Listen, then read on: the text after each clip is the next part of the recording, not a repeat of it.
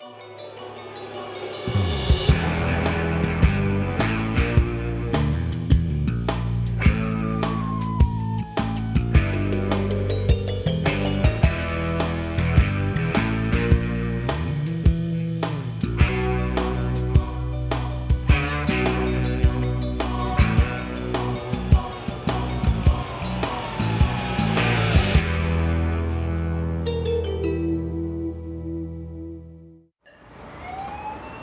look, you promised no passing gas when we're on the air. How many times do I have to tell you? You have to learn to control yourself. We have a show to... That wasn't me. No, it was me. Shall we run the first freaky story? This is a true story. It happened to a friend of mine, Marty. He was this kid who drove my cab on the graveyard shift. One time near the end of his run, he was tired and ready to call it a night when a kind of smallish, weird-looking guy came out of a Chinese restaurant and flagged him down. Marty was off duty, but he figured he might as well pick up this one last fare. The guy got into the back and gave him an address on the outskirts of town. Not an actual street number, just an intersection. An intersection that time of night in a neighborhood that was a little scary. It just didn't feel right. And the guy, he didn't look right. He was all pale and pasty looking, like he'd never seen the sun. Kind of ghost-like. Spooky. Plus, he had a weird smell. Something like peanut butter sandwiches. Familiar, but not exactly something Marty could identify. You meeting somebody there, Marty asked, just to fill the air with conversation instead of fear. Not exactly somebody, the little pale, smelly man replied. Not somebody, then what? Marty was scared to say it, but it came out anyway. Something? The little man laughed. Only it wasn't a normal laugh, it was more like a cackle. An eerie, witchy cackle. And as if Marty wasn't already frightened enough, he glanced into the rearview mirror and saw that his weird passenger was waving around a stick with a hook on the end. And Marty remembered last year when that hook maniac escaped from the loony bin. Marty's mind went wild. That hook was gonna end up in the back of his head, he thought. Get out and run. That was one option. The other was to concentrate on his driving. The fog had gotten so thick, it was like driving through a cotton ball. Running through that didn't sound too good either. So, he turned down the road we were supposed to drop the guy off. And wouldn't you know it, the road was like a scene from some zombie movie. What with the fog and weeds overgrown on both sides. Not to mention the smell, like a jungle or something. Marty couldn't wait to get rid of his fare, so he started driving faster than he should have been. Then, whoop, some huge thing jumped out of the fog. Marty slammed on the brakes. He missed whatever it was, but went into a skid. Off the road, slamming through the bushes, coming to a stop in the ditch. "This'll be fine," said the little weirdo in the back. He tossed Marty a 20 and hopped out. Marty couldn't believe it. He jumped out of the cab and saw the guy disappear into the mist. He turned to his poor cab and scratched his head. Looks like he'd have to radio for a tow. But the tumble into the ditch must have knocked out the radio. He was stranded in the middle of nowhere, while out there somewhere, a weird little creature who looked like the living dead was meeting something. Suddenly the car shuddered. Marty snapped his head around. Behind him loomed a gigantic ink-black shadow. Panicked, Marty tried the ignition, but the key jangled out of his hands. Then somehow, with some otherworldly power behind it, the car surged onto the road. For the first time, Marty saw the true enormity of the thing. It had to be some kind of monster. What else could be that huge and that powerful and smell that bad? Marty was sure he was about to be the thing's next meal. He scrambled up, shaking, feeling some kind of hot breath behind him. His brain was saying, "Run, Marty, run!" But his feet were too scared to move. Something tapped his shoulder. Marty froze. Did he dare to turn around and see the unimaginable? Slowly, trembling, it was the little man. His scary face lit up in a big smile. "What's the matter?" Ain't you never seen an elephant before? Marty's heart stopped as a huge form emerged from the ditch, trunk outstretched, reaching for him, then plopping 4 tickets into his hand. I parked him here this morning. I had this urge for Chinese food, and Princess didn't fit in the restaurant, which even made Marty smile. A little. We open Thursday, and bring the kids, because everybody loves the circus. And off the 2 of them went. 2 tons of circus elephant and her affable but somewhat peculiar trainer. Hey, it was a true story. It happened to a friend of mine, Marty, who I don't see much, now that he'll only work the day shift. Hey, I got nothing to be ashamed of. It's a natural bodily function, and my body is a temple. Yeah, some temples have bells, some temples have gongs. Larry's got...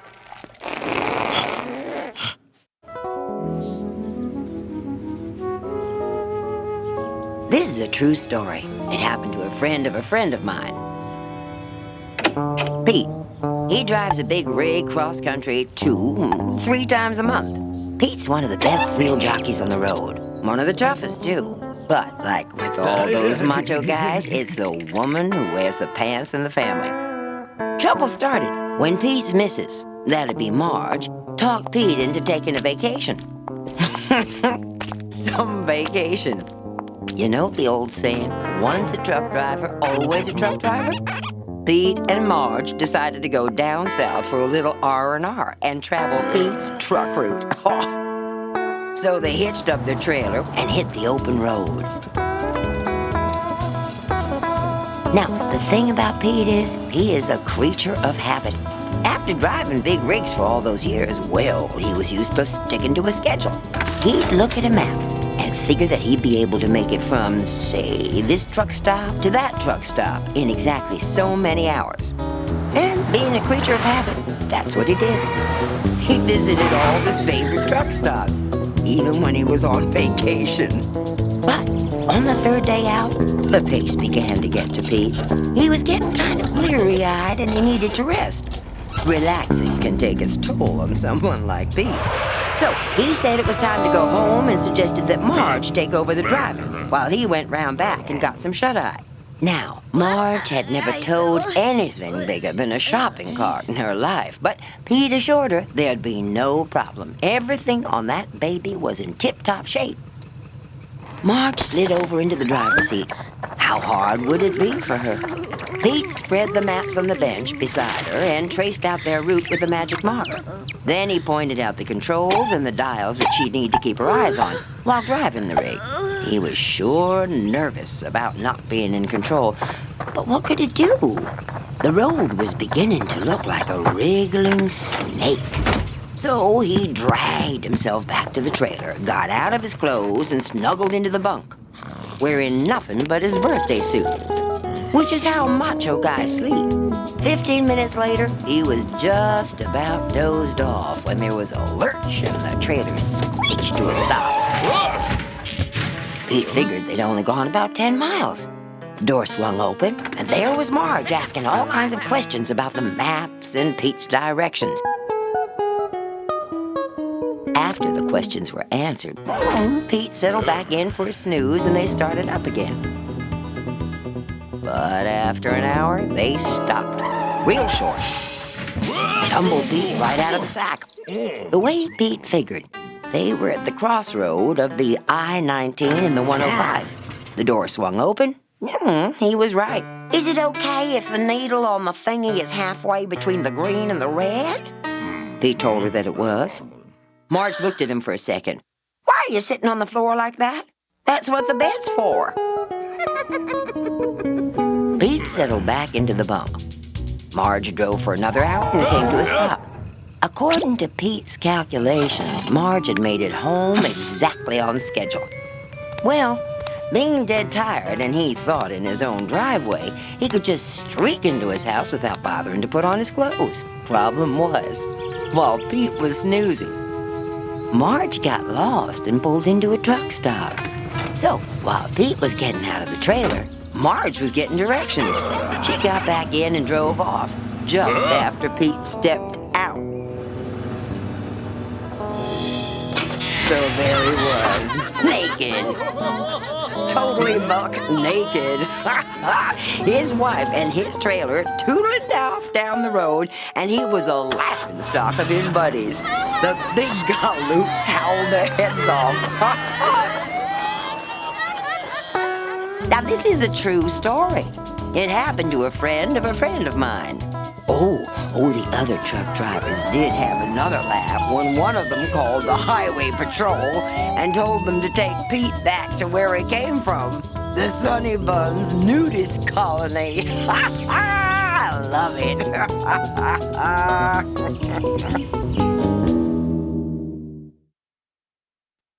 So, are we done with the you-know-what? You're just jealous because I've got a talented you-know-what. Yeah? Well, how about this? And so the concert continues. We'll be back after this next freaky story.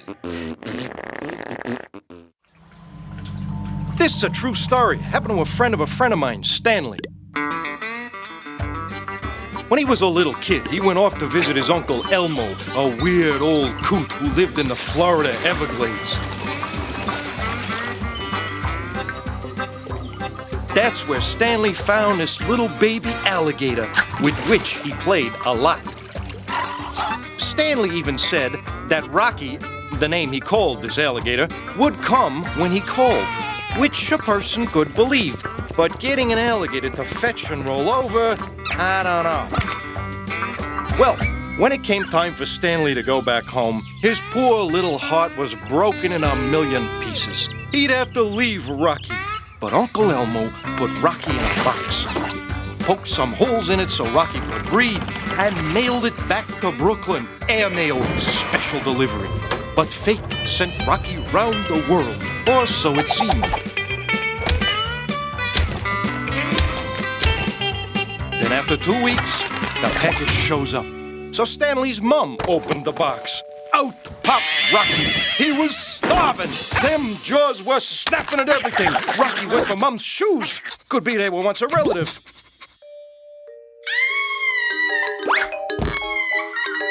Rocky was licking his chops for a taste of the family mutt. But Stanley's old man was kind of fond of the family mutt, so he grabs this broom, corners the baby gator, and talk about bad timing. Stanley walks in just as his old man flushes Rocky down the toilet. No! Screams Stanley. But there went Rocky, gone in a swirl of blue water. But this is not where the story ends. No way. You see, I met Stanley when he came to work with me. Sewer maintenance was the gig. Oh, sure, Stanley heard rumors that there were all kinds of creatures living in the New York sewer system. I mean, there were legends of rats the size of St. Bernards, leeches as long as a Louisville Slugger, and snakes that could eat the rats and leeches for an appetizer. And get this, one rainy night, Stanley's down on the working clog detail when he heard this terrified scream from down the tube. He got about 20 yards and screeched to a halt. There I was, sitting in the muck, my face white as a porcelain bowl. Stanley helped me up and asked, what happened? So I told him that I was raking away when this monster with about 100 teeth leaps out of the water and bites the rake clean in half. And when Stanley picked up the rake and saw that was for sure teeth marks, he starts to back away. That's when he spotted two yellow, slitty eyes bobbing just above the surface of the water, sizing Stanley up. At which point Stanley hollered and started to run. He turned to look. There was this alligator that Stanley swears was 10 feet long, and it was coming after him. Stanley ran as fast as he could, but the sewer bottom was slippery and there was lots of slop to get tangled in.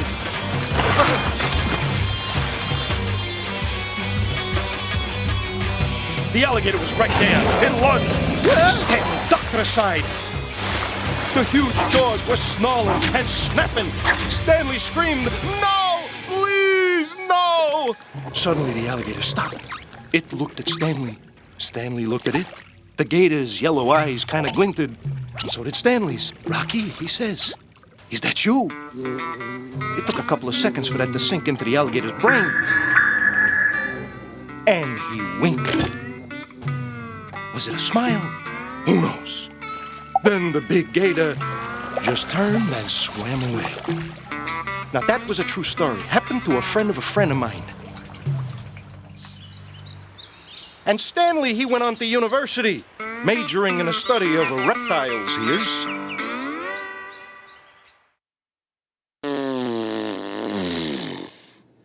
That may have been my personal best. Well, I got a better best for you.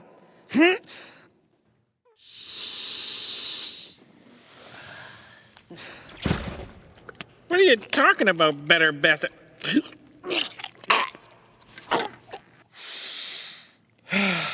It took me years to perfect this stealth fart.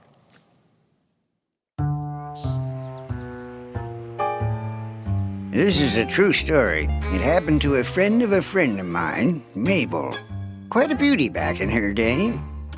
It seems there was this boy named Harold who was obsessed with becoming a scout.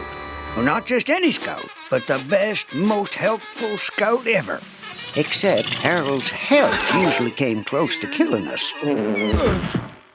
Take the time Harold spotted sweet little Mabel, dear heart that she is, making her way down the boulevard carrying a small bunch of daisies she bought to put a little sunshine into her life. All of a sudden, Harold swooped down like a hawk, saying, "Let me help you across the street." And before Mabel can let out a peep, Harold's leading her to the other side, where he flashed his biggest, best scout wannabe smile and hurried off to find another victim. Problem was, sweet little old Mabel didn't want to cross. And trying to get back was like trying to cut across a race car speedway. The car whizzed by like rockets, spinning Mabel round like a top. Her daisies ended up on the windshield of a Buick, so the driver couldn't see, and he slammed into Mr. Carletti's fruit stand. And then there was a time Harold showed up with a tray of marshmallow bonbons. Someone mentioned how Harold had finally turned out to be such a fine young man indeed. And then they clamped their traps down on the soft and oozing marshmallow delights and discovered a minefield of peanut brittle lurking under the delicious goo. It shattered the few teeth some of them had left. The ouches echoed through the hall like the thunder of Hercules. But alas, to Harold's desensitized ears, it sounded like a chorus of angels singing his praises. But the straw that broke the camel's back came one morning when the folk from the retirement home met in the park for their weekly Tai Chi exercise class. And their usual instructor, the gentle Mr. Lee, was home with the flu. And you know who, yep, our Harold, volunteered to take over. Replace the ancient Tai Chi sway and flow with rock and roll, blasting from a supersonic boombox. And shouting, "Shake the bottom, shake the top, shake them bones till they pop." The poor, frail creatures popped until they dropped. Mabel, the daisy lady, whispered to her friends, "Let's not get mad, dearies. Let's get even." "Welcome to the Sunset Palms retirement home," old Mabel said to Harold, who was looking oh so proud and handsome in his best go-to-church duds. "It was nice of you to invite me to lunch," said Harold, as he was seated at the head of the long table and served the first course, which was at best described as warm slurp.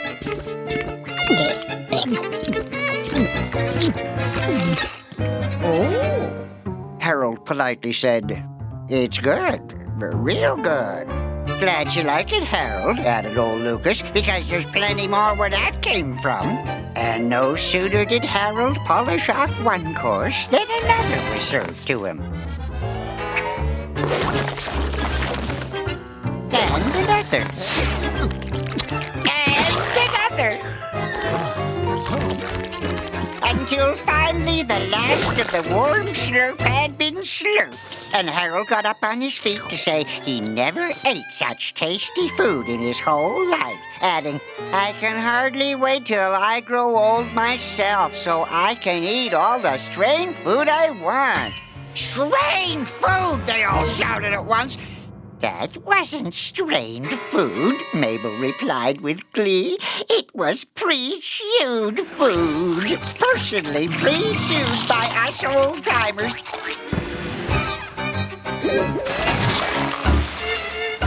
And served to our favorite scout, Harold."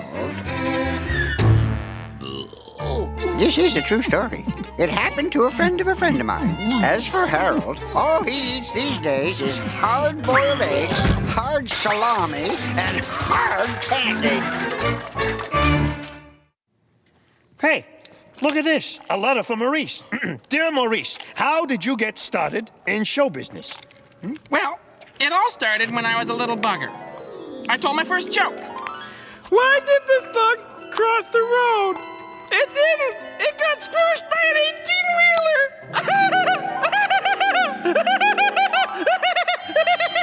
Then I met my first love, Henrietta, who encouraged me to sing and dance and squirt seltzer down my pants. I love to get myself all fizzy. One day... Forget it! Where am I going to find someone dumb enough to be a cockroach's sidekick for free? Oh, sorry, I'm just looking for a quarter I dropped out in the parking lot. Why are you looking here? The light's better here. I found him! And I owe it all to Larry. Yeah, well, even a genius can have a bad day. See ya.